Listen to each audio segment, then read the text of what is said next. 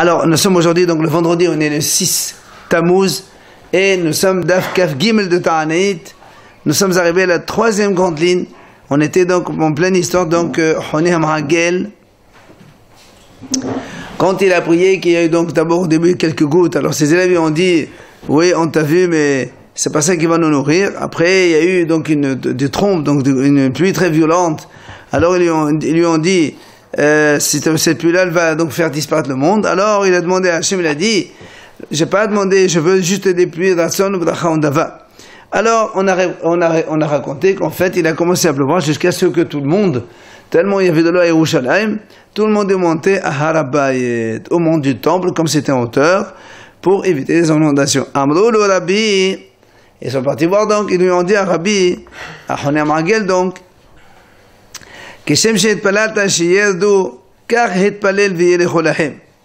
comme tu as prié pour qu'il pleuve, on te demande maintenant de prier pour qu'il s'arrête.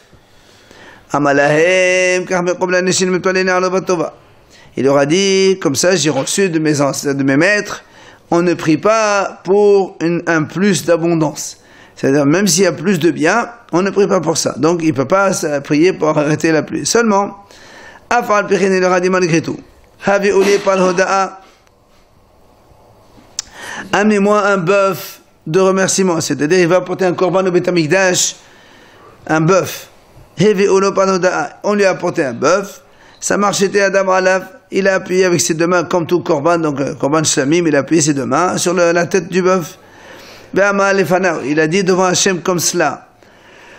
Ribono shel haolam, maître du monde. Amecha Israël, sheyoset amem Misraim, enan yicholin, lo berov tova, velo berov pur'anut. Donc il a dit, Hachem, donc ton peuple Israël que tu as fait sortir d'Égypte, il ne peut pas supporter ni beaucoup de bien, ni beaucoup de malheur, chas de shalom. Tu t'es mis en colère contre eux, ils ne peuvent pas supporter. Tu leur as donné beaucoup de bien, ils ne peuvent toujours pas résister. Je donc que soit agréé devant toi Hachem, que les pluies s'arrêtent et qu'il y ait un peu donc d'aise dans le olam. Miyad nashvaru, immédiatement le vent s'est levé.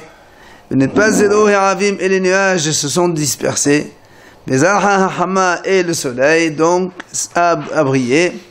Les gens, le peuple est sorti alors dans les champs. Ils ont cueilli là-bas des truffes et des champignons.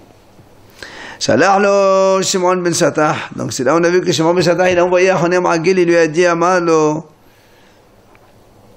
Il lui a dit Ilmaleh Honi ata, si tu n'étais pas Honi, parce que tu es un grand tzaddik, Gozane alecha nedouy, je t'aurais excommunié. Pourquoi excommunié? Chez Elu Shanim Kishne Eliyahu. Car si c'était des années comme les années de Eliyahu, rappelez-vous avec Ahab, où Eliyahu il a décrété donc 3 ans de famine.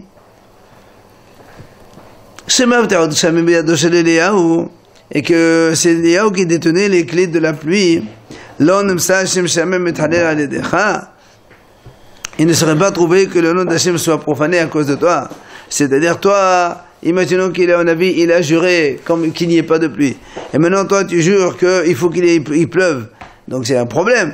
Alors comment il faut qu'il y ait quelqu'un, un des deux, il va donc enlever son éder, son sache-voix, comme il est sur le nom d'Hachem, Yahilun Hachem.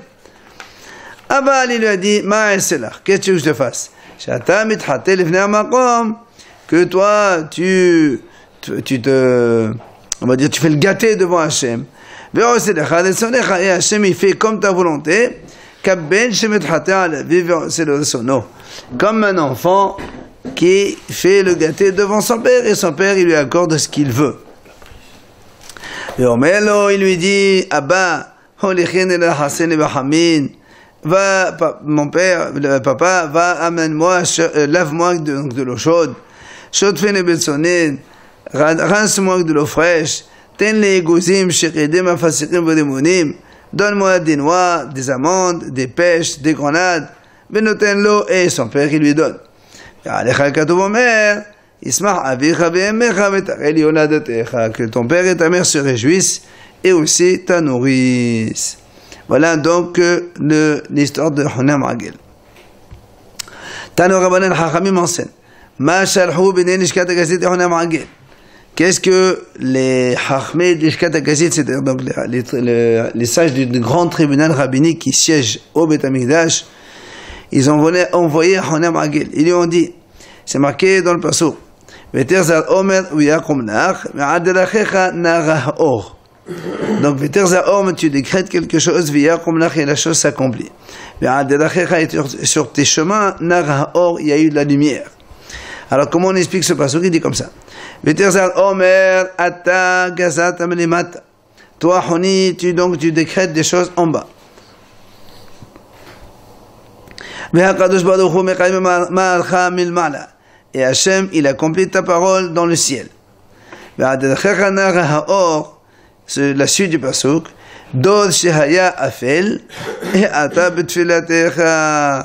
La génération qui était donc obscure, tu as toi illuminé par ta prière. Évidemment, parce qu'ils étaient dans la famine, à cause de la pluie, et donc tu leur as donné la lumière dans les yeux avec cette pluie-là. Donc la suite du pasuk il dit Ki hishpilu batomer.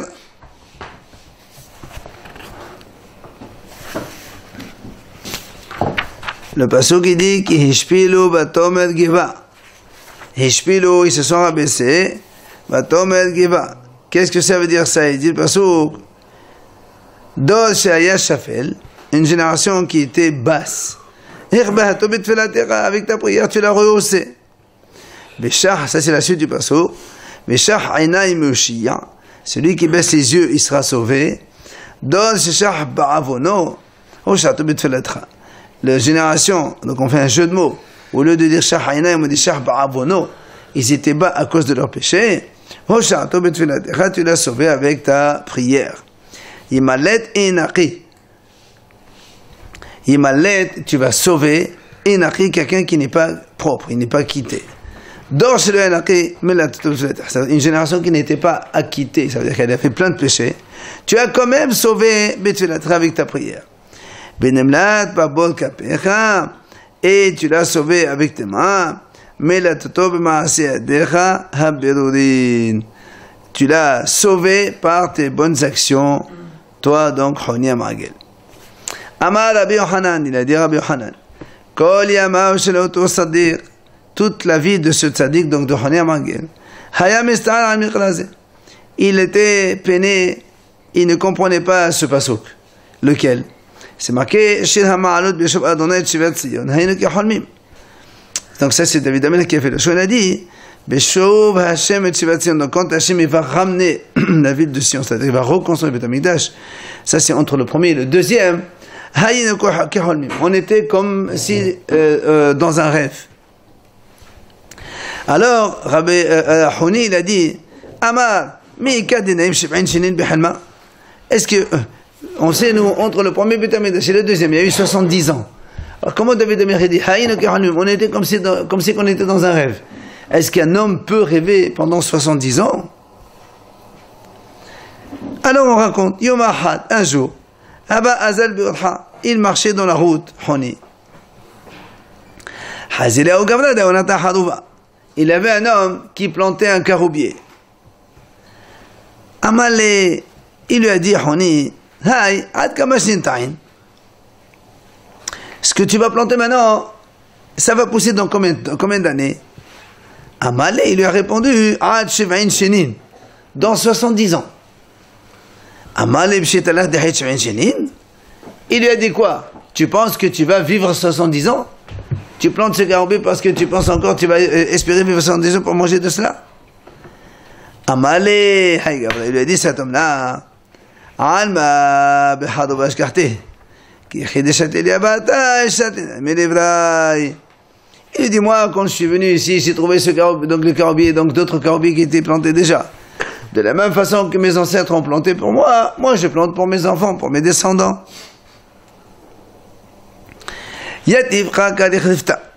Ici, la Honi pour casser la croûte, pour manger. Atale Shinata, Nim. Il a eu sommeil et il s'est endormi.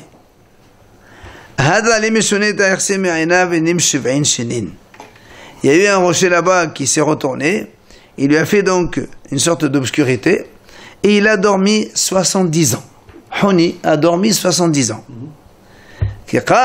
Il s'est levé. Il avait un homme en train de cueillir du caroub. Amal ato de Chatalte, c'est toi qui as planté ce caroubier. Amal et Bal Berehana. Il dit non, je suis le petit-fils de celui qui a planté. Amal il a dit Ishma minadinaim shvain shinin. Ça veut dire que j'ai dormi 70 ans. Qu'est-ce qui s'est passé? Il a vu que son âne, il a fait un bébé, et les deux, ils ont encore un autre bébé, donc de 2 générations, quoi. Azal Lévité, il est rentré chez lui à la maison.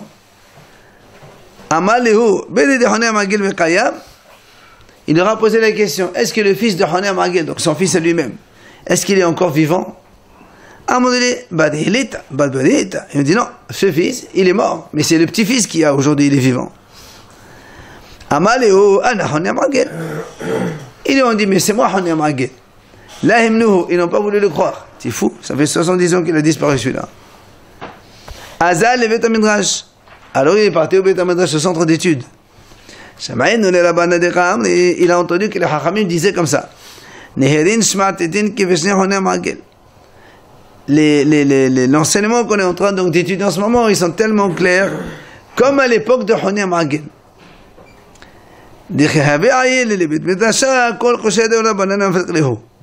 Que à l'époque, quand Honé Magel était vivant, à chaque fois qu'il entrait au Beth Midrash, toutes les questions que les Haramim avaient, lui, il leur répondait à leurs questions. Donc pour eux, c'était très clair. Amalihu ananihu. Alors il leur a dit, mais c'est moi Honé Magel. Lohimnuhu. Ils n'ont pas voulu le croire. Et ils n'ont pas fait du tout le kavod. Et ça, il dit, Honé, qui tu es? Un petit vieux qui arrive, maintenant il dit, c'est Honé Magel. Alors qu'est-ce qu'il a eu? Honé Magel, il a été vexé, le pauvre, il dit comment? Personne ne me croit, ni chez moi on me croit, ni au Beth me croit. Alors il a demandé à Hachem, il a pris Hachem pour qu'il meure, et il est mort. Amar là-bas, c'est ce qu'il a dit à Rabba Haïn de Amri Enchi, c'est ce que disent les gens, ou Havdota, ou Metuta. Ou Havdota, c'est-à-dire, ou tu es quelqu'un avec qui étudier, ou Metuta, ou la mort. S'il n'y a pas avec qui étudier, c'est pas la peine de vivre. C'est ce qu'il a dit à Honé Magel. Personne n'a cru. Qui c'est qui a écrit alors? Personne n'a cru, il est mort. Non mais là, Dagmar, c'est marqué que c'est marqué, tout ça, que voilà. Heureusement, c'est des gens d'Agmar qui racontent. On nous raconte maintenant l'histoire du petit-fils de Honé Magel qui s'appelait Abba Hilqiya.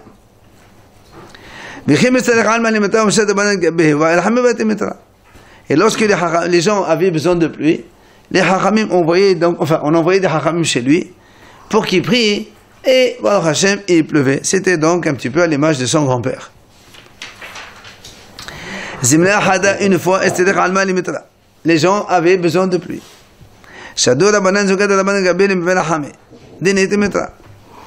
Donc ils ont envoyé Hachamim, Zuga de Rabbanan, donc 2 Hacham, 2 sages, chez lui à la maison pour lui demander d'aller prier pour qu'il pleuve. Ils sont allés chez lui, ils n'ont pas trouvé chez lui. Sa femme leur a dit, il est en train de travailler. Alors, ils sont partis dans les champs où ils travaillaient. Ils ont vu qu'il était en train de sarcler le champ. Il enlevait les mauvaises pierres. Ils l'ont salué, il leur a pas répondu. Befania, le soir, en fin de journée, quand il a fini le travail, qui avait manqué de CV, quand il a pris avec lui donc, du bois, donc pour le ramener à la maison, pour faire du feu, donc. Dara CV omara bihad ketifa, urlema bihad ketifa. Il a mis le bois sur une épaule, et sa djellaba, il a mis sur l'autre épaule. Donc, tzivi omara, ça veut dire, donc la pioche et le bois sur une épaule, et son vêtement, il était sur l'autre épaule. Ça veut dire que il a mis les bois sur sa propre chair. Il n'a pas mis sur ses habits. Pendant toute la route, il marchait pieds nus. Quand il est arrivé à traverser un fleuve, il a mis ses chaussures. Quand il est arrivé dans un endroit où il y avait des ronces, il soulevait sa djellaba, donc il se faisait piquer les jambes par les ronces. Non, la djellaba il avait, mais il n'a pas mis sur les deux côtés, il a mis sur un seul côté, pour ne pas que le bois il perce son vêtement. Les matins, quand il est arrivé dans la ville chez lui à la maison, elle est sortie sa femme à sa rencontre et elle était maquillée.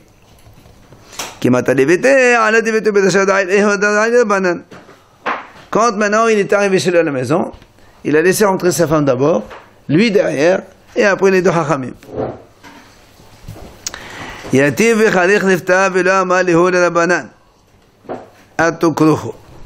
Donc il est parti, il s'est assis pour manger, et il n'a pas invité les hachamim pour manger.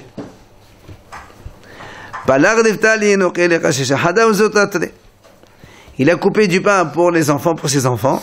Le grand, il lui a donné une part. Et le petit lui a donné 2 parts. Alors il a dit à sa femme, je sais que les hachamim qui viennent là, en fait, ils viennent nous demander la pluie. On va monter tous les deux sur le toit. On va prier à Hachem. Peut-être que Hachem il va agréer notre prière, il va pleuvoir, et donc comme ça, on va pas dire, donc c'est grâce à nous que il a plu. Ça veut dire, on prie à Hachem normalement, on monte là-haut dans le ciel, sans qu'eux ils sachent qu'on a fait ça.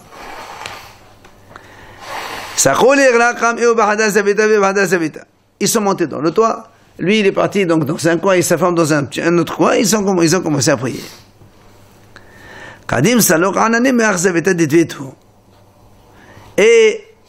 Et donc à la fin, il est venu des nuages. Mais d'abord, c'était donc dans le coin où sa femme priait. Kinahit. Après ça, donc il est descendu. Comme il a commencé avec des nuages, ça veut dire qu'il va pleuvoir. Amaléo, qui est le maintenant, il leur dit, pourquoi vous êtes venus ici?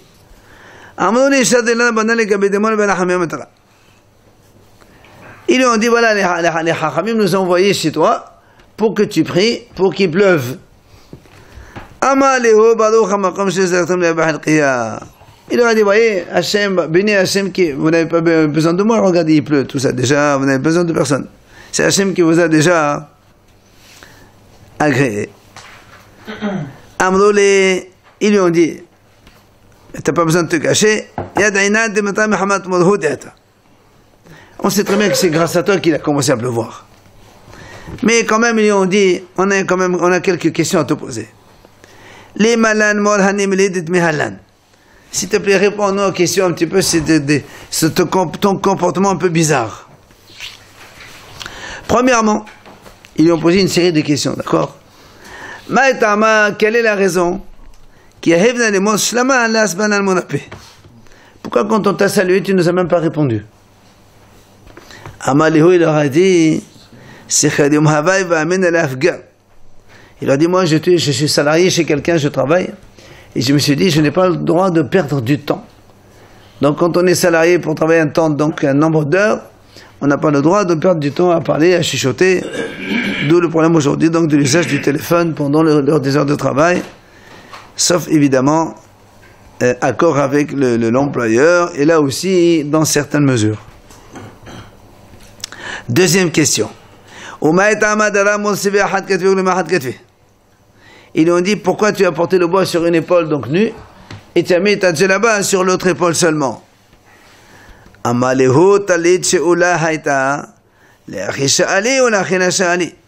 Il leur a dit, parce que cet habit que je portais, c'est un habit que j'ai emprunté. Donc je l'ai emprunté pour m'habiller avec. Mais je ne l'ai pas emprunté pour mettre du bois dessus qui risque de se trouver. C'est pour ça que j'ai mis le bois sur moi-même et j'ai laissé l'habit de l'autre côté. Troisième question.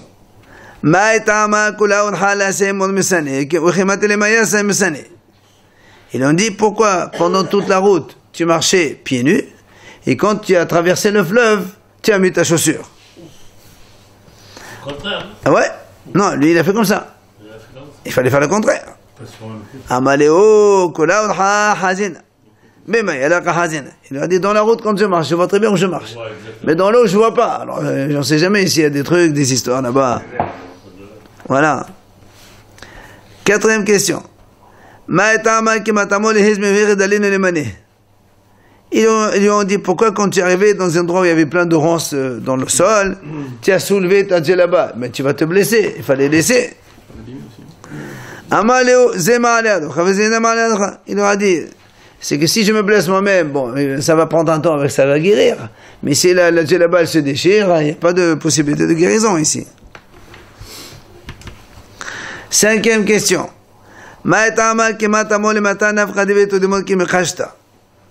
Pourquoi quand tu es arrivé dans la ville, elle est venue ta femme t'accueillir et elle était maquillée?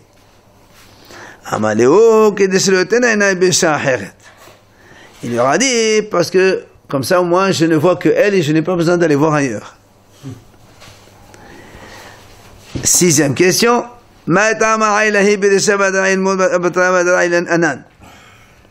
Pourquoi quand elle est rentrée dans la maison, tu as laissé ta femme entrer la première, et ensuite, toi tu es entré derrière, et ensuite on est entré nous derrière toi. En général on dit un homme il n'a pas le droit de marcher derrière une femme. Alors il leur a dit mais je me de la batterie tous les. Ça veut dire que je ne vous connais pas et peut-être que vous êtes des voyous et je sais pas, je ne vais pas vous laisser rentrer avec ma femme tout seul.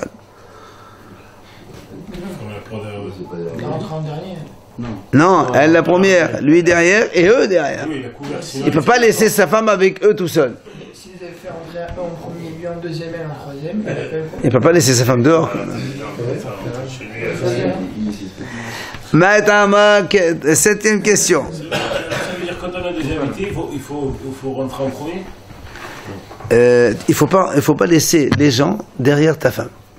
Même si elle est devant la maison, elle est devant la maison. Ah, tu rentres. Non, si elle est dans la maison déjà, tu peux faire entrer les invités parce que tu es à côté.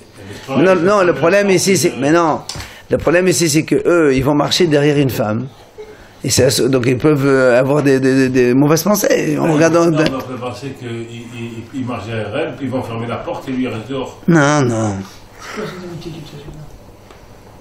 c'est pas la raison, je crois. La raison, c'est parce que pour ne pas marcher derrière une femme. Le problème de la prière, là. Je sais pas, Si ça t'invite à faire la prière. Oui, non, attends, on arrive doucement. Non, le taux, c'est le problème de ne pas marcher derrière une femme. Lui, il a marché derrière sa femme. Normalement, c'est pas. Non, mais je peux pas vous laisser entrer avant moi. C'est tout. Allez. Question suivante. Pourquoi quand tu as mangé, tu ne nous as même pas invité à manger avec toi? C'est pas poli. Il leur a dit,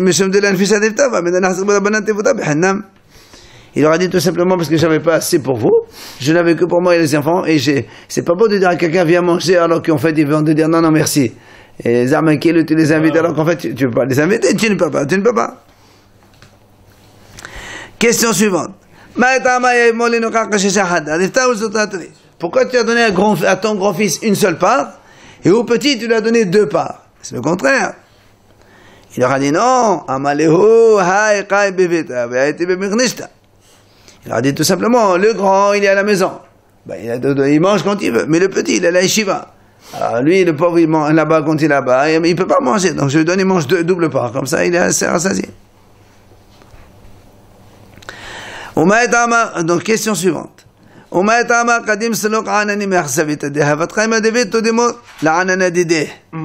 Ils ont dit alors pourquoi on a vu que le nuage il a commencé par venir du côté de ta femme et pas par ton côté à toi, comment ça se fait? Alors il leur a répondu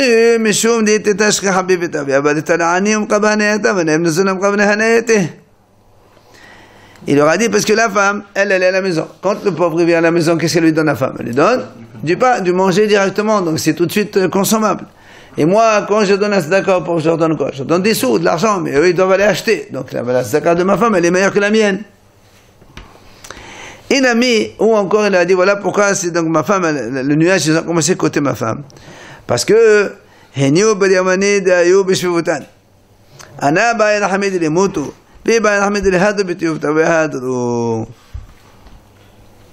leur a dit, parce qu'il y avait des voyous dans notre quartier. Et comme moi j'en avais marre, je priais Hachem pour qu'il meure.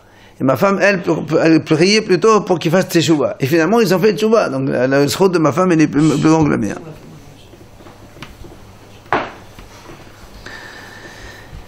Ça, c'était donc l'histoire de Abba Hilkiya, le petit-fils de Honi Hamagel. La Gemara raconte un autre petit-fils de Honi Hamagel, Hanan Hanehba Bad Braté de Honi Hamagel. Celui-là, donc, c'était le fils de sa fille. Il s'appelait Hanan Hanehba. Lui aussi, qui me s'arrête à m'aller maintenant, me s'est débanné, il n'y a aucun débat. Rabbi, vous n'avez pas de chez Pouligli, mais vous avez Abba Havlan Metra. Quand le monde avait besoin de pluie, qu'est-ce qu'ils faisaient les Hachamim? Ils envoyaient des enfants chez Hanan Hanehba. Il a attrapé comme ça le bas de sa blouse. Il lui disait, papa, papa, on veut la pluie, papa, papa. Il pensait que c'était lui qui amenait la pluie. Amal, alors lui, il se lève, donc il dit devant Hachem, Ribono shel olam, maître du monde, fais pour ces petits enfants qui n'arrivent pas à reconnaître, à distinguer le père qui donne la pluie à celui qui ne donne pas la pluie. Et la Gemara dit, pourquoi on l'appelle Hanan, celui qui se cache, Nehba, celui qui se cache? Il dit tout simplement, il dit parce que il se cachait quand il est. Donc il y a deux versions ici, deux versions. La Gemara dit. Il y a une version qui dit il se cachait tout simplement. Quand on lui demandait d'aller prier, il se cachait, il disait ça en disant que c'est pas lui, mais c'est lui qui prie en fait pour qu'il pleuve. Et deuxième version il dit quand il allait aux toilettes, il était pudique, il se couvrait le maximum, il ne se découvrait pas donc. Amale Rabbi Zraka le Rav Safra. Il a dit Rabbi Zraka à Rav Safra, Tahazi, viens voir. Ma ben taqif de Babel. Viens voir la différence entre les Hachamim, les sages qui sont taqifim en Israël, c'est-à-dire ils sont rigoureux, aux Hasidim de Babel qui sont gentils. Et il explique. Hasidim de Babel, Ravuna ben Rav Hasda. Les Hasidim de Babel, c'est par exemple Ravuna ben Rav Hasda. Qui a Mastarek al-Mani Metra, quand le monde avait besoin de pluie,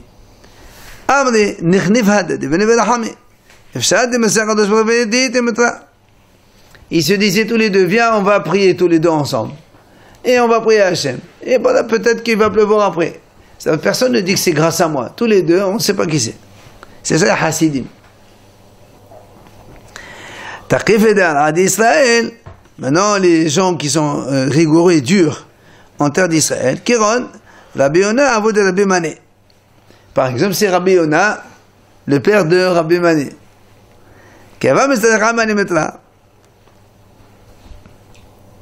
Quand le monde avait besoin de pluie, qu'est-ce qu'il faisait?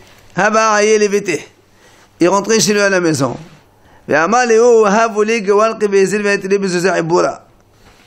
Donnez-moi un sac, je vais aller au marché et je vais acheter donc du blé avec un zouz. Quand il sortait dehors, il n'allait pas au marché. Il va aller dans un endroit profond, caché. C'est marqué donc depuis les profondeurs, je t'appelle Hachem. Il se cachait là-bas dans un endroit profond. Et il mettait un sac sur lui, ou le sac, soi-disant, il va mettre le blé dedans. D'accord? Et il le mettait sur lui, et il priait Hachem, Et après, il pleuvait. Qu'est-ce qu'il fait après? Il rentrait chez lui à la maison.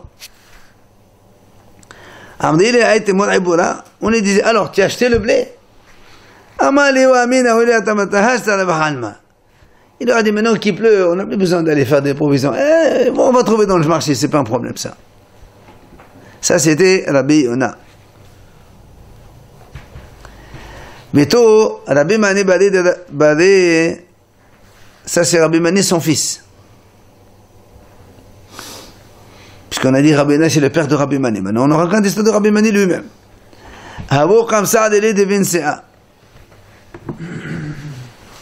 Et les gens de la famille du prince, ils l'embêtaient. Il est parti prier sur la tombe de son père. Comme quoi les gens, ils l'embêtent trop. Amal et Abba Abba Hanim Sardoli. Il dit papa, papa, ils n'arrêtent pas de m'embêter ces gens-là. Yom Ahad, Habuk Ahad fi Hatam. Un jour, il passait par là-bas, les gens de la maison du prince. Et comme ils sont passés pas loin de la tombe de ce Rabbi Yona, alors leurs chevaux, ils se sont accrochés au sol, ils n'arrivaient plus à se déplacer. Jusqu'à ce que, comme ils étaient à côté de la tombe du père de ce monsieur, de ce Rav, alors ils ont compris qu'il y avait un lien. Alors ils se sont engagés de ne plus jamais l'embêter. Et donc les chevaux, ils ont pu se déplacer. Veto, encore une autre histoire avec Rabbi Mani. C'est donc le fils de Rabbi Yona. Habak Shachir Kamid de Rabbi Yishar ben Eliashiv. Il était devant Rabbi Yishar ben Eliashiv. Amale Ateli de Bihami Kam Sa'dole. Il lui dit, écoute, les parents de ma femme, les beaux-parents donc, ils sont riches, et ils se prennent trop la tête, et arrêtent pas de m'embêter. Amale Anou. Alors le Rav lui a dit, écoute, qu'ils deviennent pauvres. Mais Anou, ils sont devenus pauvres. Après, il est venu le voir, il lui a dit, Amal Kadachkone. Il dit, écoute, maintenant qu'ils sont pauvres, vous n'arrêtez pas de venir me demander de l'argent, où je vais là. Amal et Atro. Alors il a dit, qu'ils deviennent riches. Mais Atro, ils sont devenus riches. Amal, un jour, il vient le voir, il lui dit, tu sais, là, Mekhabli ala in shibiti. Elle me plaît pas trop, ma femme, elle est un peu pas trop belle. Amal et Mashima. Il dit, comment elle s'appelle? Il dit, elle s'appelle Hana. Alors il lui dit que Hana, d'Éthiopie, Hana, que Hana soit belle. Mais l'Éthiopie, elle est devenue belle. Il est venu plus tard, il lui dit, Amal Kam Ganza Alay. Il dit, maintenant qu'elle est devenue belle, elle commence à me faire la tête maintenant. Elle se prend pour. Amal, et alors il lui dit, si c'est comme ça, Yachid, Hana Shardou d'État, Hazan Shardou d'État, qu'elle redevient moche comme avant. Et elle est redevenue moche comme avant.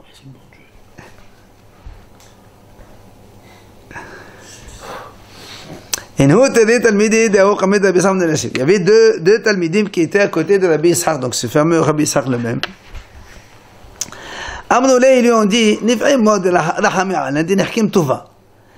Rav, prie pour nous, comme ça on devient Hachamim.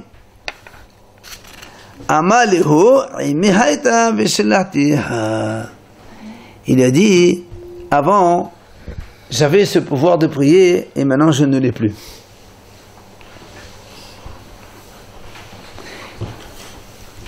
Il a dit, maintenant, ma prière, elle n'est plus comme avant. Et en fait, là-bas, la a dit qu'en vérité, c'est pas qu'il n'avait pas le pouvoir, mais il voulait plus prier Hachem, embêter Hachem. Chacun, il prie, c'est tout. Rabbi Yosef bar Ravin Avashari Akamet de Rabbi Yosef de Menuchrat. Rabbi Yosef bar Ravin, il étudiait chez Rabbi Yosef de Menuchrat. Chavré, Be'ataya Akamet de Ravashi. Un jour, il a laissé tomber Rabbi Yosef ben Yochai, il est parti étudier chez un autre Rav Ravashi. Yom Ahad, un jour, Shamay de Chagadis Samar Shmuel Hasholi Darmanehem Beshabbat Kivan Shebush Bekesel HaHayav.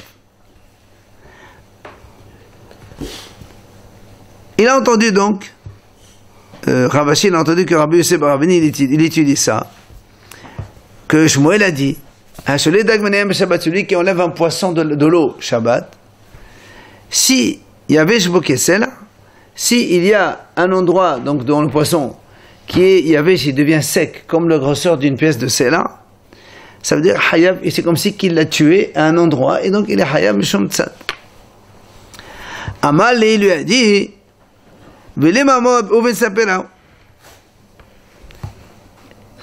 et tu dois dire, c'est Bin Sapera, c'est-à-dire entre les nageoires, voilà, entre les nageoires. Amali vela sava la mode à Rabbi Yosef ben Avin. Amara. Elle dit, mais tu ne connais pas ce qu'il a enseigné Rabbi Yosef ben Avin. Ça veut dire, pourquoi tu n'as pas dit, parce que quand il lui a dit, il faut dire entre les nageoires. Il lui dit, mais cette phrase-là, cet enseignement entre les nageoires, c'est Rabbi Yosef ben Ravin qui l'a dite. Alors comment toi tu viens, tu dis, c'est comme ça, il faut dire au nom de Rabbi Yosef ben Ravin qui a dit ça. Amalé Ananeo, il dit, mais c'est moi Rabbi Yosef ben Ravin. Ah, il lui dit comment? Il dit, mais toi, tu n'étais pas en train d'étudier chez Rabbi Yossi ben Yochlat. Pourquoi tu viens chez moi maintenant? Amalé, oui, il lui dit, bien sûr, j'étais en train d'étudier là-bas. Alors, Amalé, et pourquoi tu l'as laissé, tu es venu alors? Viens, tu es venu chez moi. Amalé lui a dit, il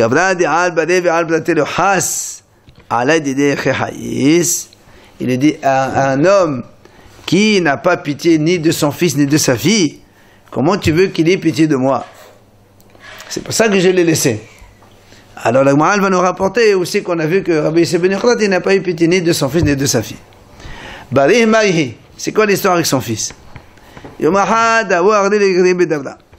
Un jour, il avait embauché des employés dans le champ pour travailler dans le terrain. Et donc Rabbi Yossi ben Yochlat, il devait leur apporter à manger à midi. Il a tardé.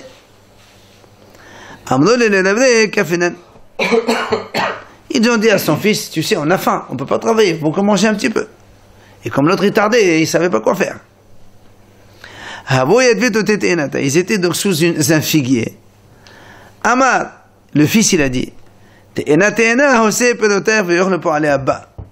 figuier, sors tes figues, sors tes fruits, comme ça les ouvriers de mon père peuvent manger.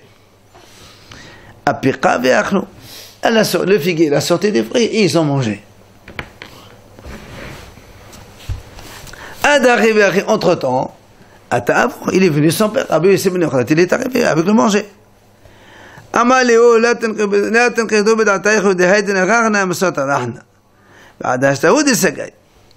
Il aura dit Rabbi Yossi à ses employés, excusez-moi, vous ne croyez pas que j'ai traîné comme ça, j'étais avec une mitzvah, c'est pour ça que j'ai tardé, voilà, je vous amène maintenant à manger.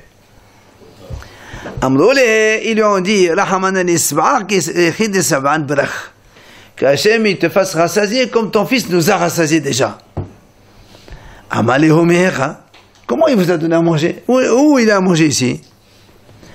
Il lui a raconté l'histoire. Comme quoi il a dit au figuier de donner ses fruits. C'était pas la saison, il faut comprendre, hein, donc le figuier avait rien, mais il a dit, il sort des figuiers. Amalo il lui a dit, béni, il lui a dit, mon fils. Donc Rabbi Yossi parle à son fils, il lui a dit comme ça.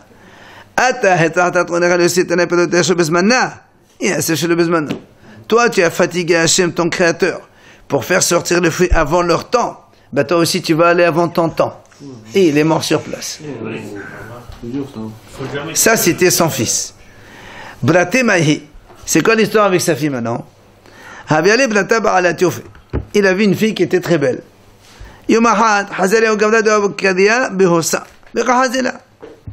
Un jour, il rentre chez lui. Il y avait un monsieur, et par la barrière de sa maison, il essaie d'écarter un peu les ronces pour regarder. Il voulait voir sa fille. Amalomai. Il dit, c'est quoi ça? Qu'est-ce que tu fais là? Rabbi. Si je n'ai pas de mérite de me marier avec elle, au moins je la vois un peu. Amala, il est rentré chez lui à la maison, il a dit, il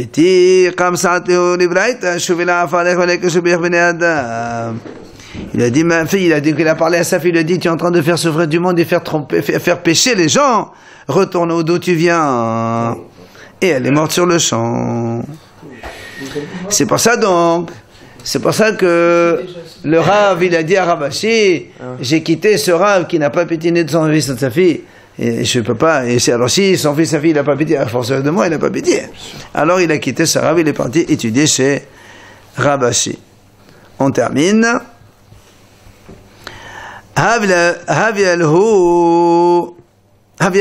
Il avait à Hamra. Donc c'est, bon, ça montrait quand même qu'il y a un grand sadique, c'est pas n'importe quoi. Il avait un âne, qui d'avo agdela koliuma, les ota vomsadela, gaba beata levemala. Il avait un âne, il le louait aux gens. Et le matin, le soir, ils doivent le ramener. Et donc ils payaient la journée comme ça coûtait. Et lorsqu'on mettait plus d'argent ou moins d'argent, l'âne, il ne bouge pas de là où il est. Seulement quand on lui met la somme qu'il faut, il retourne tranquille chez son maître. Donc même l'âne, il est tzaddik aussi. Yom Ahad, une chose qui a descendu là-bas, un jour, Et donc, des gens, ils ont embauché, donc ils ont loué l'âne. Ils ont travaillé. En fin de journée, ils ont mis l'argent. Et l'âne, il ne voulait pas bouger. Et comment on s'est entendu sur ce prix-là? C'est ce prix, on a mis l'argent dessus. Comment ça se fait? Et l'âne, il ne bouge pas, il ne bouge pas. À la fin, ils ont cherché. Ils ont vu qu'ils ont oublié une paire de chaussures dans l'âne, là-bas. Évidemment, ils ne peuvent pas partir avec. Jusqu'à ce qu'ils ont pris, évidemment, cette paire de chaussures. Et après, l'âne, il a commencé sa route de retour pour aller chez son maître. D'accord? Voilà, on arrête là.